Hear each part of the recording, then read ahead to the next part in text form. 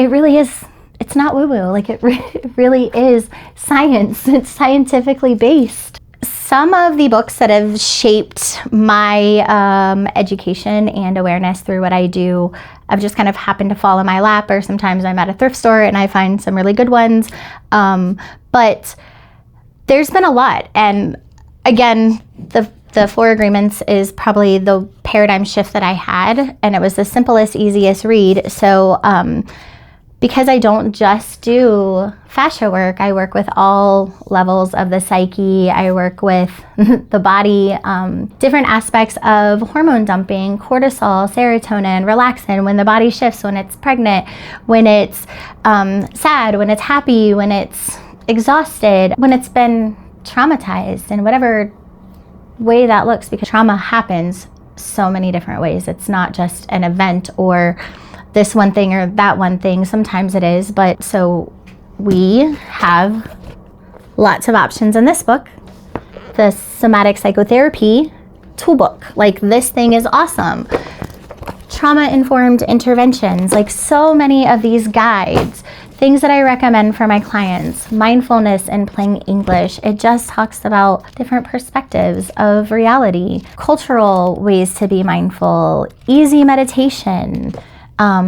Going to school at Maharishi International University, you learn a lot about quantum physics and quantum mechanics, and it really is the foundation of our thoughts. And so going into that, there's actually quantum healing, quantum touch, like just the power of touch and knowing how to harness that quantum energy can heal people that way. Chakra healing, like this book is so worn out. I have sent it, I've given it to so many people, it's discolored. But chakra healing, like chakras, there's science behind that as well. Like your chakra systems all have a hormonal aspect to it, where every chakra system is a bundle of hormones. Again, the medicine wheel, really going back to Earth's energy. This is Earth astrology. This is Sun Bear.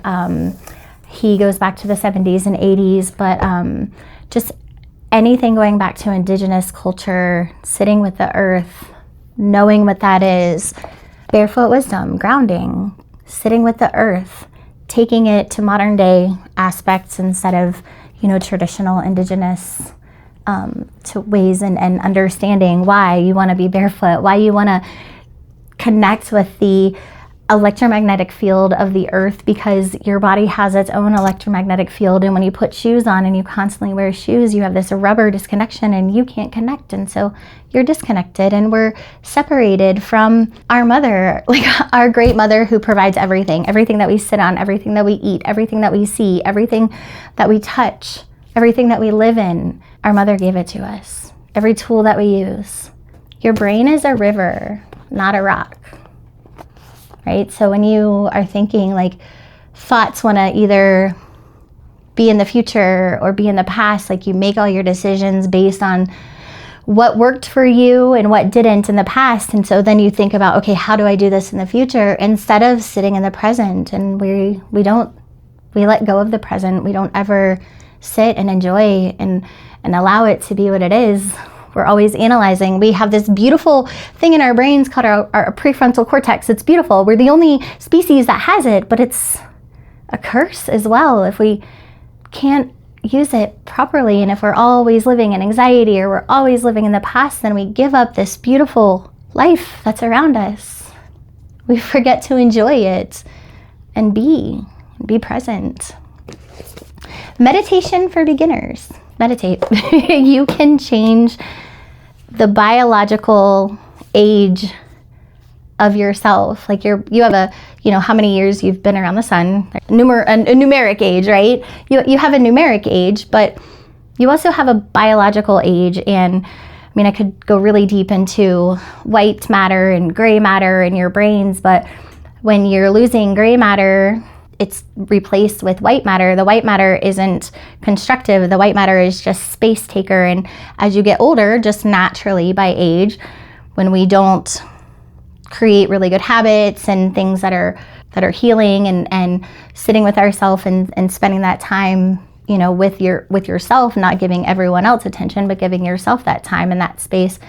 In 8 minutes a day, you can actually prolong your life. Dementia, it helps with Parkinson's. You can change your life. Like, you can literally today change the trajectory of your life just by meditating for 8 minutes a day. And there's so many different types of meditation, and this book really helps break it down, all the different types, and easy ones and hard ones, and, you know, lots of beautiful information. So some other books, because I do a lot of coaching and I help people through their trauma. Sometimes that's sexual, sometimes that is generational, sometimes that has to do with, you know, cultural life. I do help a lot of women and men that have come out of failed marriages that haven't worked out. And codependency is a huge thing during relationships. And so empath, narcissist, and codependency, there's a lot of information here, and it's just a lot of self-awareness too. So this has really helped me with my own awareness, as well as helping people see other perspectives. One of my favorite books for anyone to read is Why Zebras Don't Get Ulcers, because they only live in the sympathetic and the parasympathetic state. And we have 5 different states that we can live in because of, again, like I told you, that prefrontal cortex. A lot of profound awareness in this one too, and how to avoid the ulcers for yourself. All right, we're gonna keep going because, you know, I work with the body and the mind. I also work with the heart, the soul, the vagus nerve, the visceral fascia, everything. But biological psychology, like, how does our body work? Why does our body work the way that it works? Why does our brain tell our body what to do? Why to lift this muscle? Why to lift that toe? How to walk forward? What our normal gait is to be? How to stay in homeostasis? Because that's all our body wants to do. So that's what biological psychology is, the psychology behind our biological systems, as well as perspectives and connections of psychology. So I really want you to kind of think about that. What does that mean? The perspectives and the connections of psychology. So why we think the way that we think. And that goes back to ancient times. So that's something that we unpack at a very later date. Something that we can unpack here in person, one-on-one too, if you need to. Because of the body work that I do, a lot of lymphatic work, a lot of fibromyalgia patients. So our bodies, fibromyalgia is a symptom, and a lot of times doctors give you the diagnosis of fibromyalgia, but there's deeper things that are causing the fibromyalgia. So I've done extensive research into it. This is one of my favorite books about it, but I have it as well. So, and kind of last but not least, this is a very old book, Gary Zukav, really amazing.